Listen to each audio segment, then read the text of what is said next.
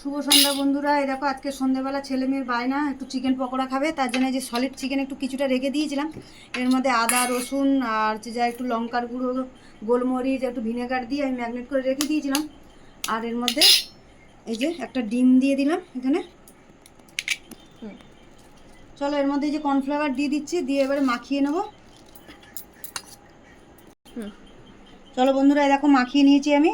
আর এখানে যে তেলও বসিয়ে দিয়েছি, সাদা তেল গরম হয়ে গেছে।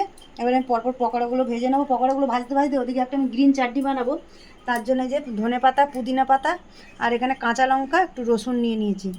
চলো একটা পকোড়াটা ভাজা বসিয়ে দিই।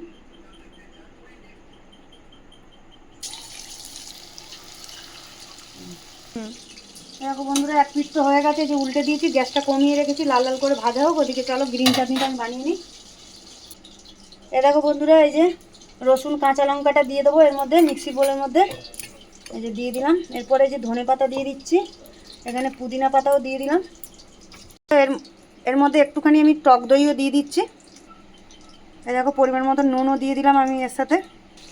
চলো এবারে এটা মিক্সিতে আমি গ্রাইন্ড করে নেবো। চলো বন্ধুরা, এই দেখো যে পকোড়াটা যে লাল করে ভেজে নিয়েছি, এবার তুলে নিই।